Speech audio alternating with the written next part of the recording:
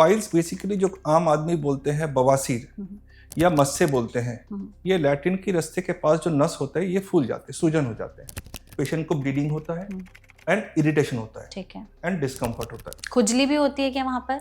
Irritation तो बहुत होता है क्योंकि वहाँ पे म्यूकस डिस्चार्ज होता है एंड स्किन ब्रेक होता है, स्किन में डिस्कम्फर्ट होता है, जिसके कारण इचिंग, डिस्कम्फर्ट, खुजली ये सारी हो जाती है। ठीक है, तो उसमें बहुत इंपॉर्टेंट जो हम लोग बोलते हैं वो sitz bath. Okay, sitz bath क्या होता है? एक टब में थोड़ा गुनगुना गर्म पानी लेके उसमें सिकाई करना है। तो डाइट में अगर कोई चीजें आप लोग ऐड करने के लिए बोलते हैं कि ये खाओ तो पाइल्स की प्रॉब्लम थोड़ी सी कंट्रोल में रहेगी, तो ये सारे ज्यादा लेना चाहिए, ठीक है। तो ये बहुत इंपॉर्टेंट है। कॉमनली हम लोग अभी एडवाइस करते हैं ड्राइड प्रून्स। अगर किसी की पॉटी में ब्लड आ रहा है तो क्या ये एक बवासीर का संकेत है? ये मेन सिम्टम है पाइल्स का, वो है ब्लीडिंग। ब्लीडिंग, इसमें पेन कम होता है, पेनलेस ब्लीडिंग कॉमनली पाइल्स का ही लक्षण होता है। सेकंड सिम्टम जो जाते हैं, जैसे ग्रेड बोलते हैं, सेकंड सिम्टम होता है सूजन या स्वेलिंग। एज अ सिग्नल दे रही है कि शायद ये पाइल्स है, आप एक बार इलाज करा लीजिए। तो वो क्या क्या लक्षण होंगे? एनी ब्लीडिंग मोशन के बाद हो सकता है, ठीक है। ये ग्रेड 1 पाइल्स, मस से बाहर निकलना मोशन के बाद, ठीक है, ठीक है। ये होता है ग्रेड 2 पाइल्स। ग्रेड 3 पाइल्स में जो मस्से होते हैं ये बाहर निकलता है, यानी हाथ डाल के अंदर डालना पड़ता है, वो अंदर रहता है फिर। तो जैसे अगर पाइल्स को अगर लोगों ने लंबे समय तक इग्नोर किया और बहुत टाइम तक इस पर ध्यान नहीं दिया तो ये आगे चल कर के प्रॉब्लम कितनी सीवियर हो सकती है? And piles over a period of time ये बढ़ना ही है, वापस ग्रेड 3 अगर पाइल्स ये वापस आपका ग्रेड 2 में नहीं जाए, अच्छा, either it will be grade 3 और 5-6 साल बाद ये ग्रेड 4 हो जाएगा। पर बहुत सारे घरेलू नुस्खे भी अपनाते लोग, जैसे कि इसबगोल ले लिया, तो हाँ। इसबगोल काम करता है पाइल्स में? हाँ, इसबगोल हम लोग यूजुअली काम करते हैं कॉन्स्टिपेशन अवॉइड करने के लिए। इसबगोल हम लोग एडवाइस करते हैं लॉन्ग टर्म के लिए कि इसबगोल या त्रिफला जो है ये नॉन हैबिट फॉर्मिंग है। कोई चांसेस कि एक बार ठीक होने के बाद पाइल्स फिर से वापस आ जाएगा? पाइल्स अगर मस्से हैं, ग्रेड 2 मस्से हैं, वो वापस नॉर्मल होने का चांसेस नहीं होता है। अच्छा, वो मस्से थोड़ा सा श्रिंक तो जरूर कर जाता है, बट वो प्रोन होता है दोबारा ब्लीडिंग होने का। तो ये मतलब टॉयलेट में फोन लेकर के जाने से भी पाइल्स हो सकता है? जैसे हम लोगों का हैबिट बन जाता है कि मोशन में जाके मोबाइल लेके या उसमें जाके बैठ के हमें पता नहीं चलता है हम लोग कब स्ट्रेन कर रहे हैं। बोलते हैं कि रोज 1 चम्मच देसी घी पिया करो। हाँ। वो अच्छे फैट्स होते हैं तो आपके कॉन्स्टिपेशन में देसी घी हेल्प इज ऑल्सो, अभी कॉमनली ये बोलते हैं कि हाँ। देसी घी लेने से कॉन्स्टिपेशन अवॉइड भी होता है। हाँ, तो वो ले सकता हाँ, है। ले सकते। तो फिर उनके पास इलाज के क्या क्या ऑप्शंस है और क्या यहाँ पर दवाइयों का सहारा है या फिर सीधे सर्जरी? ओपन सर्जरी जो है, जो मस्से होते हैं सारे कट करके रिमूव करके निकाल देते हैं, एंड निकालने के बाद उसमें एक जख्म होता है। मैनुअली निकालते हैं हाँ, आप लोग? मैन्युअली निकालते हैं, काट के निकालते हैं, एंड इसमें एक जख्म होता है, तो डेफिनेटली जख्म होने के कारण जख्म भरने में टाइम लगता है। सारे मस्से काट के निकाल देते हैं, एंड इसका जो मेन प्रॉब्लम है वह है दर्द, पेन, डिस्कम्फर्ट। जो शॉर्ट टर्म है, हफ्ते 10 दिन का जो दर्द या पेन डिस्कम्फर्ट है, ये बहुत ज़्यादा है।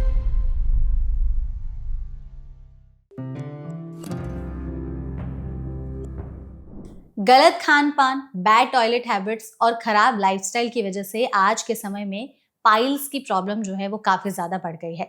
लेकिन अक्सर लोग इसे कॉन्स्टिपेशन समझकर लंबे समय तक इग्नोर करते चलते हैं और बाद में ये प्रॉब्लम इतनी सीरियस हो जाती है कि इंसान का बैठना, चलना, उठना ये सब मुश्किल हो जाता है और बात सर्जरी तक की आ जाती है। तो ऐसे में पाइल्स को समय रहते पहचान करके इसका इलाज कराना कब जरूरी है, इसके लक्षण समझना कब जरूरी है, कौन सी ऐसी हम मिस्टेक्स कर रहे होते हैं हर दिन अपने लाइफस्टाइल में जिसकी वजह से पाइल्स जैसी प्रॉब्लम जो है वो ट्रिगर होने लगती है, इन सब पर आज के सेशन में हम विस्तार से बात करेंगे, जिसके लिए हमारे साथ इस सेशन में एक बहुत ही स्पेशल एक्सपर्ट मौजूद है। हमारे साथ है डॉक्टर अनुष्टुप दे, जो कि सीनियर कंसल्टेंट और यूनिट हेड हैं minimal invasive surgery, Sarvodaya hospital में। तो डॉक्टर, सबसे पहले तो इस सेशन में आपका बहुत बहुत स्वागत है। Thank you for inviting me to this lecture. Thank you so much doctor, session में हमारे साथ जुड़ने के लिए। हम कोशिश करेंगे कि इस सेशन के जरिए हम अपनी ऑडियंस तक पाइल्स के बारे में, जैसे आम भाषा में बवासीर भी कहते हैं, उसके बारे में बहुत सी वैसी इंफॉर्मेशन पहुंचा सके, अवेयर कर सके जो उन्हें नहीं पता होती है। तो सबसे पहले हमें यही बताइए कि अगर किसी को समझना हो कि पाइल्स एग्जैक्टली है क्या, कहाँ पर हो जाती है, और उसके होने के पीछे का एग्जैक्ट अगर कारण समझना हो तो वो क्या होगा? पाइल्स बेसिकली जो आम आदमी बोलते हैं बवासीर या मस्से बोलते हैं, ये लैटिन की रस्ते के पास जो नस होता है ये फूल जाते हैं, सूजन हो जाते हैं। एंड ये बहुत कारणों से है, जिसका मेन कॉम्प्लिकेशन या मेन कारण जो बोल सकते हैं वो है कॉन्स्टिपेशन, कब्ज के कारण ये मेन पाइल्स बन जाता है। अच्छा। पाइल्स इसके अलावा 2-3 इंपॉर्टेंट कारण है, वो हेरिडिटरी, मतलब किसी का फादर का या मदर का या ब्रदर का अगर पाइल्स का हिस्ट्री है तो उनका थोड़ा अर्ली एज में, मतलब 25-30 साल में पाइल्स बन सकता है। ओके। एंड दूसरा है लाइफस्टाइल, जो सेडेंटरी हैबिट या एज, उम्र होने के कारण पाइल्स बन जाते हैं। आपने जैसे कहा कि बहुत सारे लोगों में ये चीज हेरिडिटरी रहती है, तो अगर फैमिली हिस्ट्री में किसी को पाइल्स की हिस्ट्री रही है तो जरूरी है कि उनके भी आने वाले जनरेशन को ये प्रॉब्लम होगी ही? ये जरूरी नहीं है, पर उनका थोड़ा बनने का चांसेस बढ़ जाते हैं। ओके। पाइल्स बनने का चांसेस, अगर उनका लाइफस्टाइल प्रॉपर ना हो, अगर खान पीन प्रॉपर ना हो, तो उनका थोड़ा चांसेस इंक्रीज हो जाता है, या अर्ली एज में पाइल्स होने का चांसेस बढ़ जाते हैं। ओके। तो जैसे अगर किसी की फैमिली हिस्ट्री रही है कि हाँ इनके परिवार में सबको बवासीर या फिर इसकी हिस्ट्री रही ही है, तो बीइंग आगे के जनरेशन के लोग जो हैं वो ऐसी क्या चीजें पहले से ही प्रिवेंट करके रख सकते हैं कि उन्हें ये प्रॉब्लम ट्रांसफर ना हो? 2-3 चीज बहुत इंपॉर्टेंट है फिर लाइफस्टाइल। आपका अगर काम है बैठने का या सेडेंटरी लाइफस्टाइल है, तो रेगुलर काम के बीच में चलना या मूवमेंट करना या रेगुलर आपको ब्रेक लेना बहुत इंपॉर्टेंट है। ठीक है। दूसरा है कि खाना, जो करंट जनरेशन है उसमें प्रोसेस्ड फूड या जो खाने का हैबिट है वो सारे हेल्दी हैबिट नहीं है, जिसके कारण कॉन्स्टिपेशन का इंसिडेंस बढ़ गया है। करेक्ट। तो that is a very important cause कि जो प्रिकॉशन लेना चाहिए कि कॉन्स्टिपेशन ना हो। पानी ज्यादा पीना चाहिए, ग्रीन वेजिटेबल्स ज्यादा लेना चाहिए, जो बहुत इंपॉर्टेंट है। बिल्कुल। एक तो फैमिली हिस्ट्री पर आपने बात की, दूसरा आपने कहा कि लाइफस्टाइल भी जो है वो बहुत हद तक रोल प्ले करती है किसी को भी पाइल्स होने में। लाइफस्टाइल की अगर हम बात करें तो इसमें बहुत सारे फैक्टर्स हैं, इनको हम थोड़ा सा ब्रेक डाउन करके समझते हैं। सबसे पहले हम अपने डाइट और फूड हैबिट्स की बात करते हैं। तो बीइंग अ डॉक्टर आप प्लीज हमें बताइए कि डाइट में ऐसे कौन से फूड कल्प्रिट्स हैं जो आपको हर दिन बवासीर की तरफ ढकेल रहे हैं? कि डाइट जो फैक्टर है ये हर किसी का अलग थोड़ा हो जाता है। ठीक है। हर कोई, जैसे मिल्क होता है, किसी किसी को मिल्क से कॉन्स्टिपेशन हो सकता है, किसी किसी को डायरिया होता है। तो पेशेंट को ये समझना बहुत जरूरी है किससे उनका कॉन्स्टिपेशन ज्यादा हो सकता है। बट इस पे बेसिक ये समझना जरूरी है कि हमारा लिक्विड इंटेक या फ्लूइड इंटेक अच्छा होना चाहिए कि कॉन्स्टिपेशन ना हो। हमारा ग्रीन वेजिटेबल्स जो है, जो हम लोग कम लेते हैं, तो वो ग्रीन वेजिटेबल्स डाइट में स्प्राउट्स, पपीता, ये सारे ज्यादा लेना चाहिए। ठीक है। तो ये बहुत इंपॉर्टेंट है। कॉमनली हम लोग अभी एडवाइस करते हैं dried prunes, they are very good for to avoid constipation. Dried prunes जो हम, तो ये बहुत इंपॉर्टेंट है। तो जो इंपॉर्टेंट है, हम लोग बोलते हैं कि आप कॉन्स्टिपेशन अवॉइड करो, take a healthy diet and drink lots of water. अच्छा, आपने जैसे कहा कि फाइबर रिच डाइट को इंक्लूड करना है या पानी का इंटेक बढ़ाना है। बहुत सारे लोगों को फाइबर खाने की वजह से भी कॉन्स्टिपेशन होने लगता है, उन लोगों को सूट नहीं करता है। तो फिर ऐसे लोग क्या करें? नहीं, फाइबर कॉमनली जो फाइबर होता है, जैसे ग्रीन वेजिटेबल्स होता है, ये बल्क फॉर्म करते हैं स्टूल्स में। उसके साथ अगर पानी का प्रॉपर इंटेक ले तो कॉन्स्टिपेशन डेफिनेटली नहीं होता। ओके। तो अगर जैसे कि ग्रीन लीफी वेजिटेबल्स है या पानी का इंटेक जो आपने कहा, तो ये क्या हमें मौसम के हिसाब से भी बदलते रहना चाहिए? यस, डिपेंडिंग ऑन द उस टाइम मौसम में क्या ग्रीन वेजिटेबल्स मिल रहा है, उस हिसाब से साग डाइट में रेगुलर इंक्लूड होना चाहिए, जिसके कारण कॉन्स्टिपेशन ना हो। तो कॉन्स्टिपेशन ही एक मेजर फैक्टर है जो पाइल्स को जो एग्रीवेट करता है? कॉन्स्टिपेशन तो एक मेजर फैक्टर है, और एक इंसिडेंस आपने देखा है प्रेगनेंसी में भी पाइल्स होने का चांसेस बढ़ जाते हैं। That is also very important, जो कॉमनली प्रेगनेंसी डिलीवरी के बाद ठीक हो जाते हैं, बट प्रेगनेंसी में थोड़ा चांसेस पाइल्स होने का बढ़ जाते हैं, जो अराउंड 10-20% ऑफ पेशेंट्स में वो परसिस्ट करता है फॉर अ लॉन्गर टाइम। ये है क्योंकि बहुत सारी लेडीज की ये कंप्लेन रहती है कि प्रेगनेंसी में एक तो पाइल्स भी हो रहा है, उसके अलावा डिलीवरी के बाद भी फिर पाइल्स जो है वो एग्रीवेट हो जाता है। हाँ। तो ऐसे में फिर अगर जो लेडीज चाहती हैं कि प्रेगनेंसी के दौरान वो पाइल्स होने की जो प्रॉब्लम है उससे बची रहें, तो फिर वो क्या चीजें अपना सकती हैं? प्रेगनेंसी में देखना ये पड़ेगा, प्रेगनेंसी में मल्टीपल कारण है जो पाइल्स कॉज करते हैं। नंबर 1 ये है कि यूटेरस का, प्रेग्नेंट यूटेरस के कारण प्रेशर होता है, पेट के अंदर प्रेशर बढ़ जाता है, तो दैट इज अनअवॉइडेबल। ठीक है। दूसरा है कि प्रेगनेंसी में बहुत सारे हमें दवाई देते हैं, जैसे आयरन कैप्सूल्स देते हैं, जिसके कारण पाइल्स होने का चांसेस या कॉन्स्टिपेशन होने का चांसेस बढ़ जाते हैं। ठीक है। प्रेगनेंसी में एक तो हमारा हार्मोनल चेंज होता है फीमेल्स में, जिसके कारण नसें डायलेट हो जाते हैं, जिसके कारण ऑलमोस्ट हमने देखा है अराउंड 40-50% या more than 60% of pregnant women some point of time में उनको पाइल्स हो गए होते। बट अगर ओवर आफ्टर डिलीवरी अगर वो अपना डाइट प्रॉपर्ली मेंटेन करे, एक हम लोग बोलते हैं पेल्विक एक्सरसाइज करना, जो कीगल्स एक्सरसाइज बोलते हैं, कि प्रेशर जैसे हम लोग मोशन होल्ड करते हैं या यूरिन होल्ड करते हैं, वो प्रेशर रखना एंड रिलीज करना, अगर वो मेंटेन करते हैं तो पेल्विक एक्सरसाइज से पाइल्स का चांस कम हो जाते हैं। ठीक है। हम ना थोड़े से सिम्टम्स के बारे में भी बात कर लेते हैं। कुछ हम आपसे लक्षण पूछेंगे, आप प्लीज बताइएगा कि क्या ये पाइल्स का एक लक्षण हो सकता है या नहीं। सबसे पहले अगर किसी की पॉटी में ब्लड आ रहा है तो क्या ये एक बवासीर का संकेत है? देखिए, कॉमनली पेशेंट्स का जो मिसकॉन्सेप्शन होता है कि ब्लड आना या मस्से होना, पेशेंट्स कॉमनली ओपीडी में आके बोलते हैं पाइल्स है, but blood is a common cause of piles. ये मेन सिम्टम है पाइल्स का, वो है ब्लीडिंग। इसमें पेन कम होता है, पेनलेस ब्लीडिंग कॉमनली पाइल्स का ही लक्षण होता है। सेकंड सिम्टम जो जाते हैं, जैसे ग्रेड बोलते हैं, सेकंड सिम्टम होता है सूजन या स्वेलिंग। ये पाइल्स का इंपॉर्टेंट लक्षण है। First is painless bleeding, pain या सूजन, फिर अगले स्टेज में पाइल्स का आ जाता है। ठीक है। तो मतलब शुरुआत के स्टेज में अगर पॉटी में से ब्लड आ रहा है बिना दर्द, तो ये पाइल्स का सबसे बड़ा रेड फ्लैग है, इंपॉर्टेंट सिम्टम। ओके। और बहुत सारे लोगों को प्रॉब्लम होती है कि जब वो स्टूल पास करने जाते हैं तो उन्हें बहुत पेन होता है और वो पास नहीं कर पाते हैं, तो क्या ये भी एक पाइल्स का सिम्टम है? ये एक डिफरेंट चीज है। जैसे हम लोग पेरिएनल या लैट्रिन रास्ते का जो बीमारी होता है, ये हम लोग क्लासिफाई करते हैं, कॉमनली पाइल्स होता है या फिशर होता है, जो लोगों में कॉमन कंफ्यूजन है।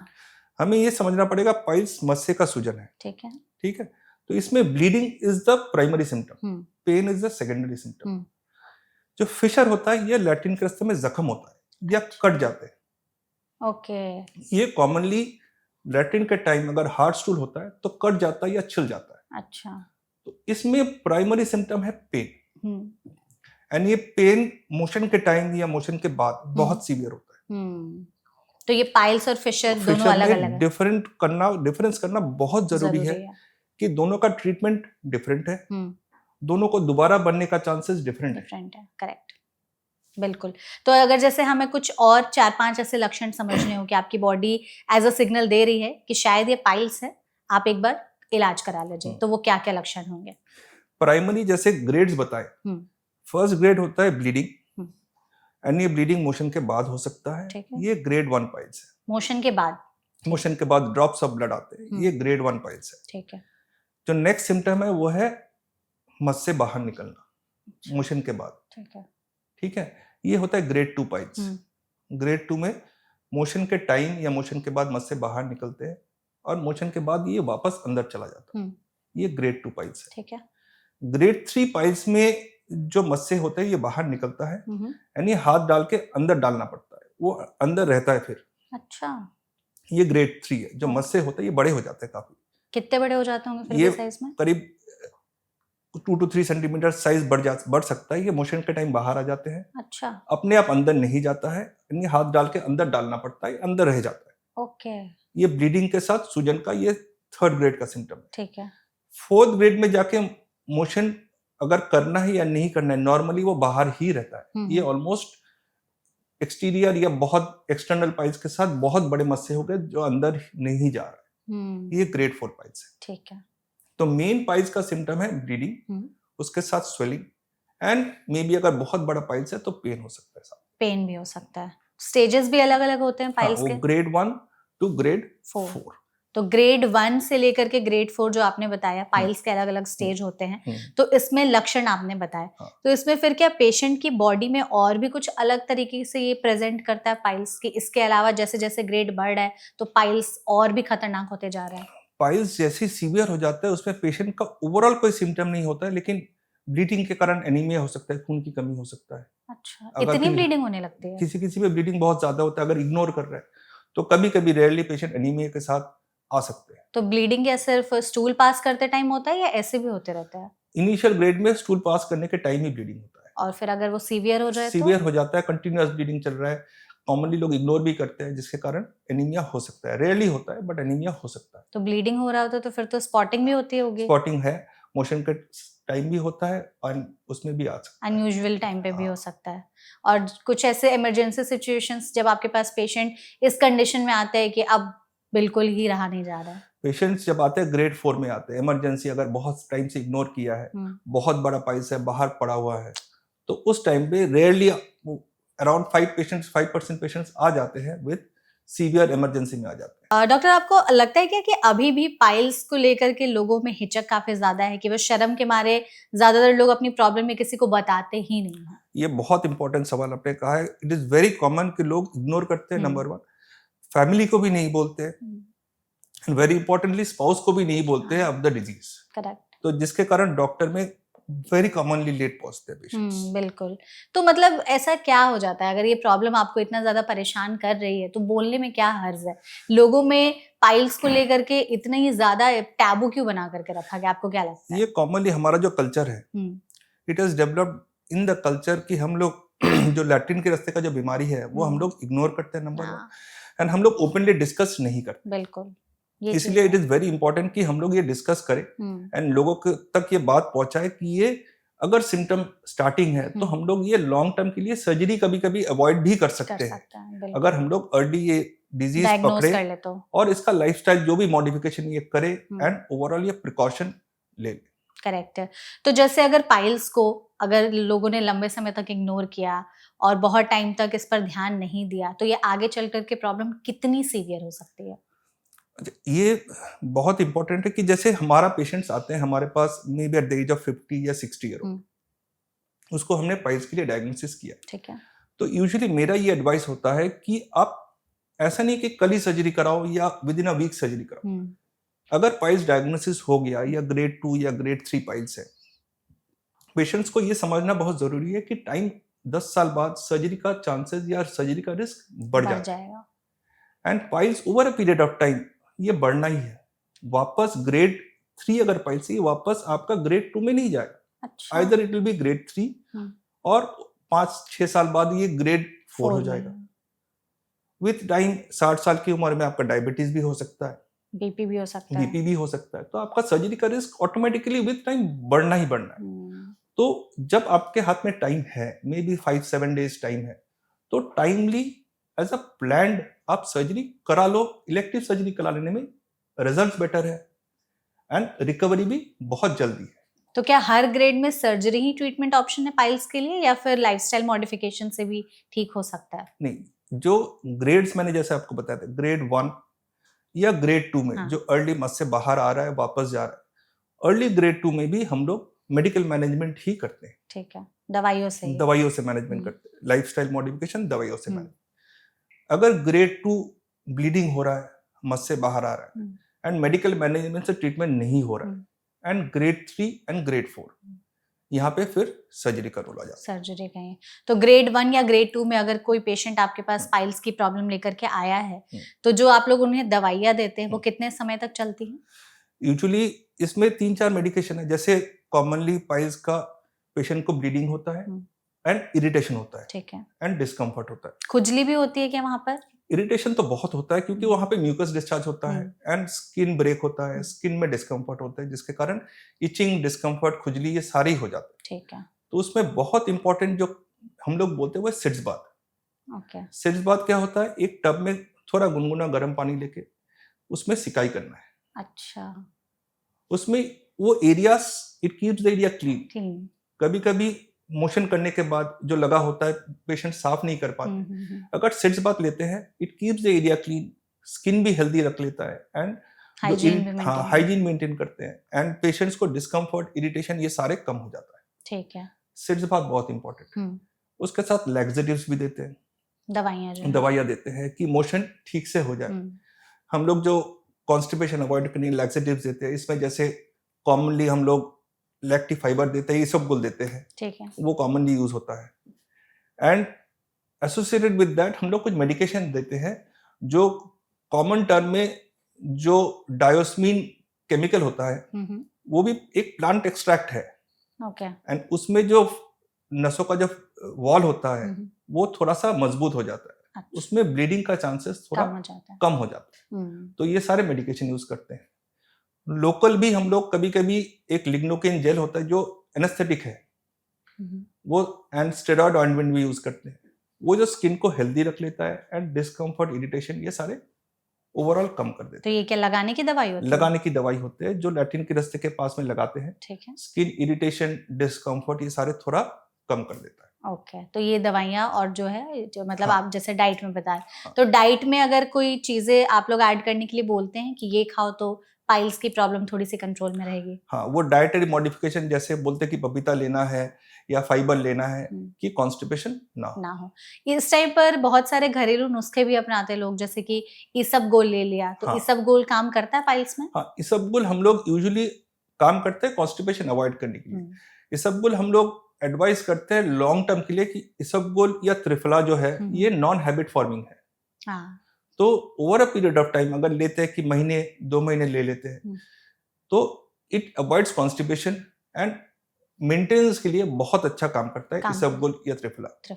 यूजुअली हम लोग बोलते हैं कि अगर कॉन्स्टिपेशन अवॉइड करना है, जैसे इसबगोल त्रिफला लेना है, 1 महीने या 2 महीने से ज्यादा नहीं लेना है। कोई भी अगर दवाई आप 15 दिन या 1 महीने से ज्यादा ले लेते हो वो हैबिट बन जाता है, आदत हो जाती है, वो फिर काम नहीं करता। ओके। तो ये भी कुछ टाइम तक के लिए होता है, टेम्पोररी पीरियड तक ले सकते हैं। अच्छा, ये जो दवाइयाँ आपने बताया दिया जाता है ग्रेड 1 ग्रेड 2 में, तो इन दवाइयों को कुछ साइड इफेक्ट्स भी होते हैं?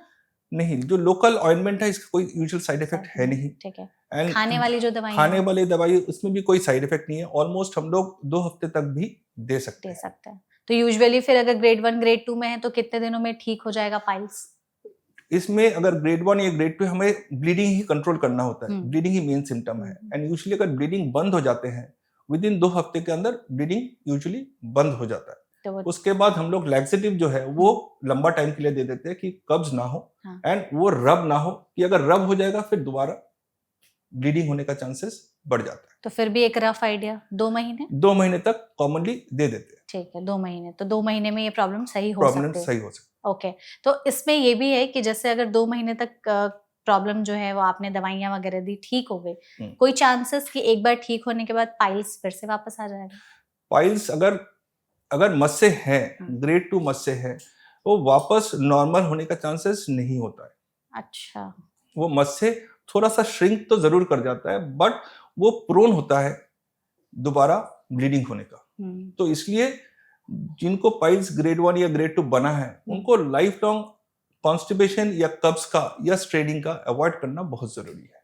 लेकिन जैसे आपने बोला कि एक बार पाइल्स हो गया तो ये कहा जा सकता है कि फिर ये लाइफ लॉन्ग बीमारी है, कभी ठीक नहीं होगी, आपको फिर अपने लाइफस्टाइल को वैसे ही रखना पड़ेगा ताकि ये प्रॉब्लम वापस ना आए? हाँ, कॉन्स्टिपेशन जिनको कब्ज का हैबिट है उनको लाइफस्टाइल मॉडिफिकेशन करना बहुत जरूरी है, क्योंकि पाइल्स जिसके कारण बना है, मान लीजिए कि सेडेंटरी बैठे रहने का काम होता है या लाइफस्टाइल करने का काम होता है, वो अगर हैबिचुअल रहता है तो सिम्टम्स दोबारा बनने का चांसेस डेफिनेटली थोड़ा इंक्रीज हो जाता है। ओके।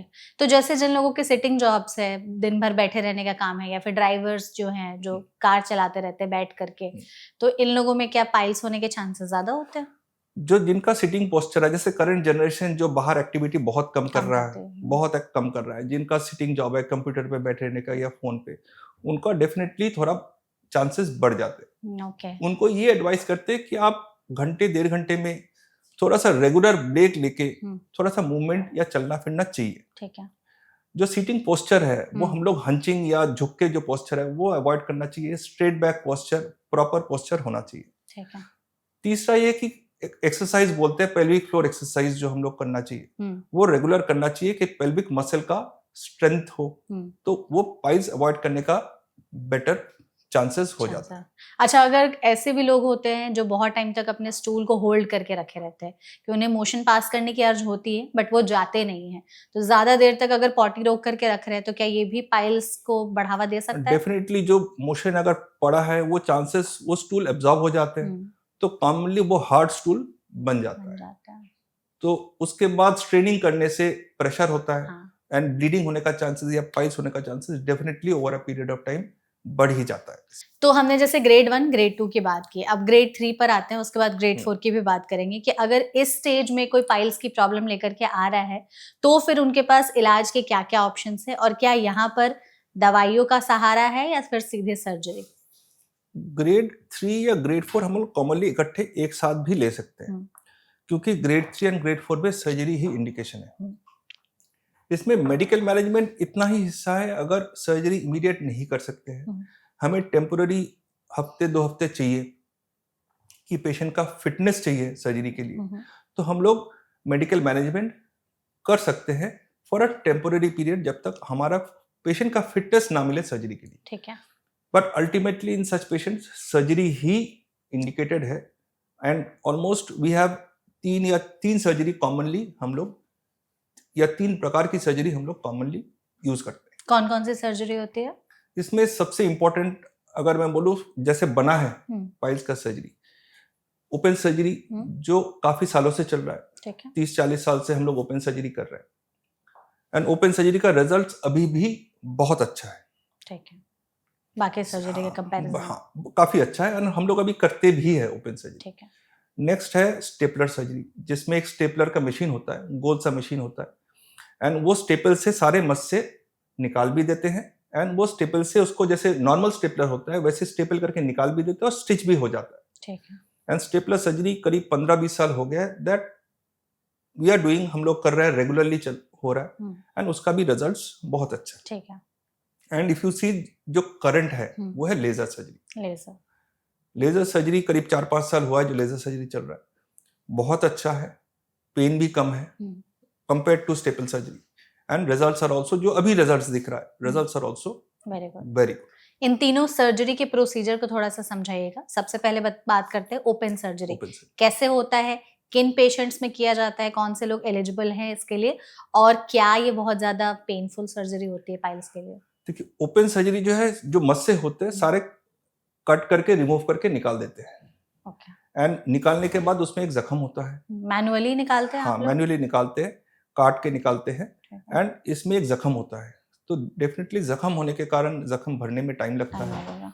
एज के हिसाब से अगर किसी का 60 इयर्स है, 70 इयर्स है, डायबिटिक है, तो जख्म भरने में थोड़ा ज्यादा टाइम लग जाए। तो ये क्या सर्जरी जब मतलब परफॉर्म कर रहे होते हैं आप, तो इस टाइम पर एनेस्थीसिया वगैरह देते हैं या फिर? कोई भी सर्जरी होता है कॉमनली हम लोग स्पाइनल एनेस्थीसिया करते हैं, कमर के नीचे सुन करके करते हैं या पूरे बेहोशी में करते हैं।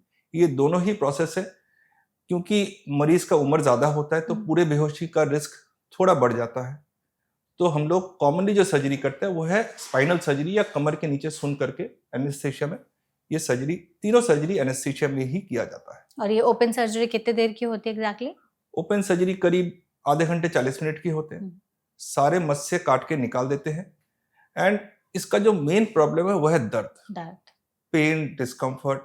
जो शॉर्ट टर्म है, हफ्ते 10 दिन का जो दर्द या पेन डिस्कम्फर्ट है, ये बहुत ज्यादा है कंपेयर टू ये स्टेपल्ड या जो लेजर सर्जरी है। तो क्या इसमें पेशेंट्स को चलने, बैठने, उठने, इन सब में बहुत तकलीफ होती है? हाँ, बैठने में तो प्रॉब्लम होता है, हम लोग एडवाइस करते हैं कुशन लेके बैठे एंड सिट्स बाथ भी लेने की जरूरत पड़ सकता है एंड इसीलिए शॉर्ट टर्म रिजल्ट्स जो लेजर ओपन सर्जरी का है थोड़ा सा अनकंफर्टिंग है या अनकंफर्टेबल है पेशेंट्स के लिए। और इसके बाद फिर रिकवरी में टोटल कितना टाइम लग जाता है ओपन सर्जरी के? ओपन सर्जरी में ऑलमोस्ट 3-4 हफ्ते लग जाते हैं रिकवरी के लिए। तो इस टाइम पर पेन रहता ही है? पेन थोड़ा बहुत रहता है, डिस्कम्फर्ट, पेन किलर भी लेने की जरूरत पड़ सकता है, डिस्कम्फर्ट भी रहता है। और तो ओपन सर्जरी के बाद कितने चांसेस होते हैं कि वो जो पेशेंट फुल्ली रिकवर हो जाए और पाइल्स वापस ना आए? ओपन सर्जरी में रेयरली वापस आते हैं, रेयरली आता है। लॉन्ग टर्म रिजल्ट्स बहुत अच्छा है ओपन सर्जरी। ओके, बट ये है कि थोड़ा सा पेनफुल होता है। इनिशियल पीरियड थोड़ा सा पेनफुल होता है। ओके, जो आपने दूसरी सर्जरी बताई वो थी that is stapler surgery. Stapler surgery, इसके बारे में बताइए कि इसका पूरा प्रोसीजर कैसा है, कौन से लोग एलिजिबल हैं और इसको कराने में कितना समय लगता है?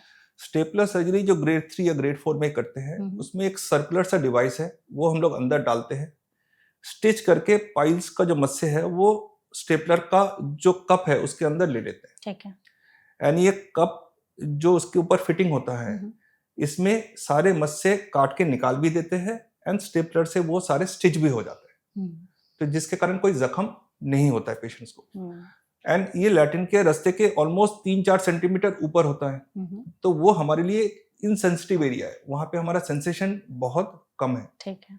जिसके कारण स्टेपलिंग में पेन बहुत कम होता है, नहीं होता है इसमें? नहीं होता है। ओके, ठीक है। एंड कोई जख्म नहीं होता है, तो पेशेंट्स का सिम्टम्स या पेन अनकंफर्ट बहुत कम है। और इस सर्जरी में टोटल कितना टाइम लगता है?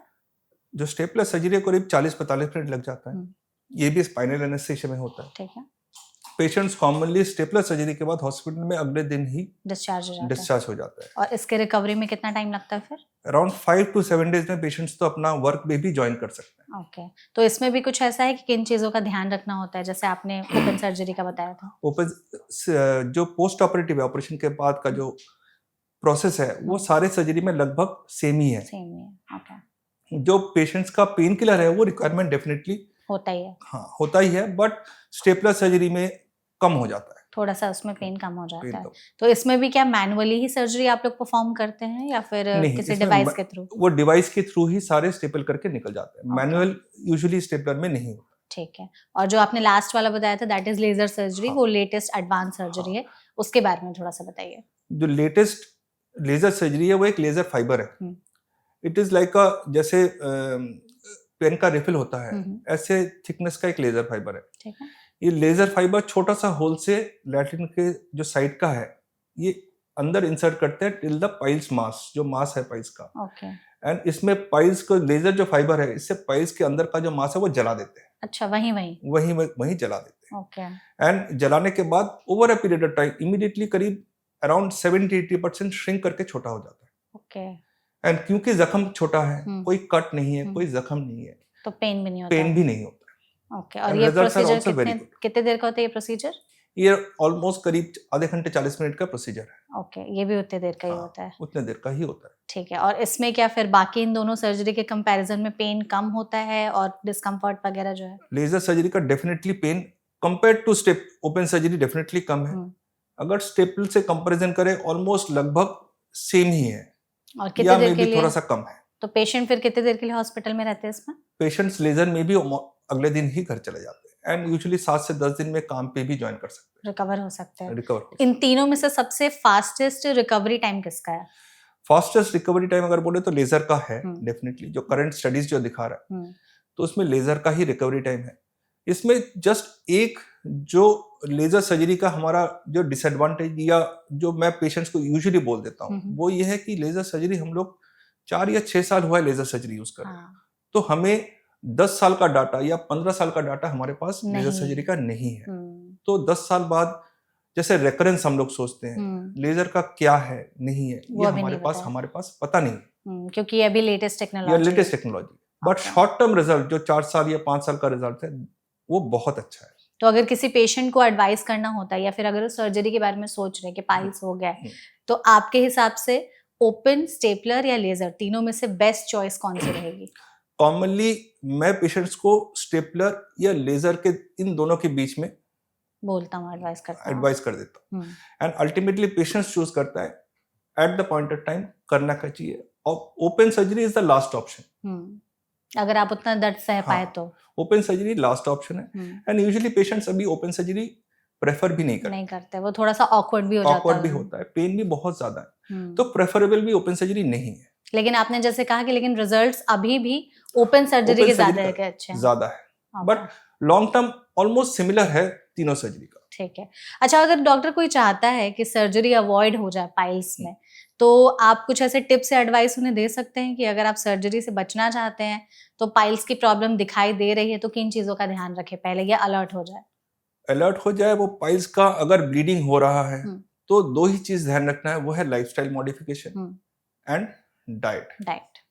ये 2 ही चीज जो प्रिवेंशन हम लोग बोलते हैं, prevention is better than cure, अगर प्रिवेंट कर सकते हैं तो वो 2 ही इंपॉर्टेंट चीज है, वो है lifestyle modification and diet. Commonly जो करंट जैसे हम लोगों का हैबिट बन जाता है कि मोशन में जाके मोबाइल लेके या उसमें जाके बैठ के हमें पता नहीं चलता है हम लोग कब स्ट्रेन कर रहे हैं। तो ये मतलब टॉयलेट में फोन लेकर के जाने से भी पाइल्स हो सकता है? नहीं, वो पाइल्स नहीं होता है, बट हमें पता नहीं चलता है हम लोग मोबाइल लेके कब घंटों घंटों तक बैठे रहते हैं और स्ट्रेन करते हैं। करेक्ट। तो वो हमारा साइकोलॉजी में आ गया है कि हम लोग बैठे रहते हैं, हमें पता भी नहीं चलता है। आइडियल कोई टाइमिंग होना चाहिए कि इतने नहीं, देर में आप अगर मोशन मोशन पास हो कर रहा रहे हैं? है तो you go and pass motion and strain नहीं करना चाहिए। ठीक है। तो जैसे कोई ऐसा टाइमिंग है कि इतने देर के लिए आप वॉशरूम में बैठे हुए हैं तो इसका मतलब कि आपके जो पेट का है सही है मामला, और अगर इससे ज्यादा देर तक आप बैठ रहे हैं पाइल्स होने के चांसेस हो सकता है? नहीं, ऐसा कोई स्पेसिफिक टाइमिंग तो नहीं है, हम्म। बट जैसे लोगों का हैबिचुअल है हाँ। मोशन सुबह पास करने का, तो वो हैबिट जो बन गया है सुबह मोशन पास किया, अगर आपको मोशन नहीं हो रहा है यू शुड नॉट परसिस्ट कि मोशन में बैठे रहो एंड स्ट्रेन करो। मतलब प्रेशर नहीं देना, प्रेशर नहीं देना चाहिए। ज्यादा प्रेशर देने की वजह से भी पाइल्स हो Straining- सकता है? स्ट्रेनिंग कैन प्रीडिस्पोज बन जाते हैं पाइल्स होने का चांसेस। ओके। तो अगर हम जैसे आपने बताया कि मेन तो लाइफस्टाइल और डाइट ही है, तो लाइफस्टाइल में फिर ऐसी क्या चीजें हम गलतियां कर रहे होते हैं जो पाइल्स का बढ़ाती हैं, और अगर लाइफस्टाइल ठीक करना है ताकि पाइल्स ना हो तो वो क्या चीजें होंगी? लाइफस्टाइल में बहुत इंपॉर्टेंट है हमारा हैबिट। हम फिजिकल एक्टिविटी नहीं कर रहे हैं, तो फिजिकल एक्टिविटी मॉर्निंग वॉक्स या कोई फिजिकल एक्टिविटी कोई गेम्स वो करना चाहिए। ठीक है। एक्सरसाइज करना चाहिए। ये तो हमारा लाइफस्टाइल मॉडिफिकेशन है। और नेक्स्ट इज हमारा जो डाइट है, वो हमारा डाइट में proper green vegetables, drink lots of water and constipation avoid करना चाहिए। तो डाइट में अगर हमको ऐसे 5-6 सुपर फूड समझने हो कि कौन सी चीजें हम अपनी डाइट में शामिल करें जो पाइल्स के खतरे को कम करती हैं, तो वो क्या होंगे? पाइल्स के जो वेरी इंपॉर्टेंट है वो ग्रीन वेजिटेबल्स है, जो हरी सब्जी है वो लेना चाहिए। ठीक है। पपीता is a very good. Banana sometimes helps, किसी किसी में it can cause constipation, but most of the banana constipation avoid करते हैं। ठीक है। एप्पल्स, कोई भी छिलके वाला जो फल होता है वो लेना चाहिए। तो ये सारे हमारा कॉन्स्टिपेशन अवॉइड करने के लिए ही होता है। बहुत सारे लोग जैसे देसी घी भी बोलते हैं कि रोज 1 चम्मच देसी घी पिया करो।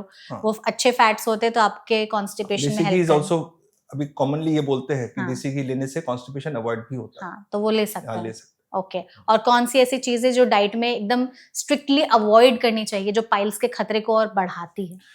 देखिए, ऐसा स्पेसिफिक तो डाइट नहीं है, बट हमारा जो प्रोसेस्ड फूड होता है या रेगुलर जो प्रोसेस्ड फूड ले रहे हैं, जिसमें हमारा जो वाटर होता है वो एब्जॉर्ब कर लेता है, कॉजिंग मोर कॉन्स्टिपेशन या हार्ड स्टूल। ठीक है। जिसमें बल्क नहीं बनता है हमारा स्टूल में। जो प्रोसेस्ड फूड, हमें regular processed food definitely avoid करना चाहिए। कुछ ऐसे स्पेसिफिक ड्रिंक्स भी हैं जो पी सकते हैं ताकि पाइल्स के खतरे को थोड़ा सा कम कर सके? नहीं, ड्रिंक्स तो ऐसा स्पेसिफिक तो कुछ नहीं है, बट सारे जो ड्रिंक्स है, जैसे हमारा एरिएटेड ड्रिंक्स है, एरिएटेड ड्रिंक का सबसे बड़ा प्रॉब्लम होता है हमारा इसमें यूरिनेशन ज्यादा बढ़ जाता है। अगर यूरिनेशन ज्यादा बढ़ गया तो ऑब्वियसली डिहाइड्रेशन हो जाता है। डिहाइड्रेशन के कारण कॉन्स्टिपेशन बढ़ जाता है। तो सारे जो ड्रिंक्स है एरिएटेड ड्रिंक्स स्पेसिफिकली, ये कॉन्स्टिपेशन प्रीडिस्पोज करता है। बहुत सारे जैसे लोग कहते हैं कि सत्तू का जो ड्रिंक होता है वो अच्छा होता है, वो पीने से कॉन्स्टिपेशन में हेल्प मिलती है, पाइल्स नहीं होता है। इवन जो बोलते हैं लोग कि सौंफ या जीरे का पानी पीने से भी, जीरे का पानी बोलते हैं, जीरे का पानी के साथ घी भी मिला के पी लो। पी लो तो इट अवॉइड्स कॉन्स्टिपेशन। तो ये भी कर सकते हैं। ठीक है, ओके। तो आई थिंक इस सेशन में हमने पाइल्स पर काफ़ी अच्छी खासी डिस्कशन की है। आपने हर एक एस्पेक्ट को हमें समझाया है। हम चाहते हैं डॉक्टर, जाते जाते आप हमारी ऑडियंस को एक टिप या एडवाइस ज़रूर दे दें कि अगर वो चाहते हैं कि पाइल्स के खतरे को खुद से बचा करके रखें तो किन रेड फ्लैग्स पे हमेशा ध्यान देते रहें, क्योंकि एक बार पाइल्स की प्रॉब्लम हो गई तो फिर वो लाइफ लॉन्ग ही चलेगी। तो उससे बेटर आप पहले ही डायग्नोज करा लें। उसमें सबसे इंपॉर्टेंट आई वुड से कि अगर ब्लीडिंग हो या मस से आ रहा है तो वो लॉन्ग टर्म छुपा के नहीं रखना है। आपको बाहर आना है, डॉक्टर से कंसल्ट करना है एंड अपने आप को एग्जामिन करना है कि पाइल्स अगर है तो कौन सी ग्रेड में है एंड उसका इलाज क्या हो सकता है। बिल्कुल। इट इज नॉट मैंडेटरी कि आपको सर्जरी ही होना है, या अर्ली ग्रेड में अगर डिटेक्ट हो गया आप मेडिकल मैनेजमेंट से सर्जरी से बच भी सकते हैं। बिल्कुल। तो इट इज इम्पोर्टेंट कि अगर आपको सिम्टम है आप डॉक्टर से कंसल्ट करें एंड अपना इलाज प्रॉपरली कराएं। एग्जैक्टली सही समय पर डायग्नोज करके इलाज कराना ज्यादा जरूरी है ताकि आप सर्जरी से भी बचे रहे और ट्रायल्स जो है वो आपको ज्यादा परेशान भी ना करे। Thank you so much doctor, इस सेशन में आप हमारे साथ जुड़े, आपने सच में बहुत ही इंसाइटफुल इन्फॉर्मेशन जो है हमारे साथ शेयर की। I hope you enjoyed the session. I enjoyed too much. Thank you so much. And audience, अगर आपके मन में अभी भी पाइल से रिलेटेड कोई और सवाल रह गए हो तो आप कमेंट सेक्शन के जरिए हमसे पूछ सकते हैं। हम पूरी कोशिश करेंगे डॉक्टर के जरिए ही उन सभी सवालों के जवाब देने के। ऐसे और भी हेल्थ रिलेटेड पॉडकास्ट के लिए देखते रहिए एनबीटी लाइव। Thank you.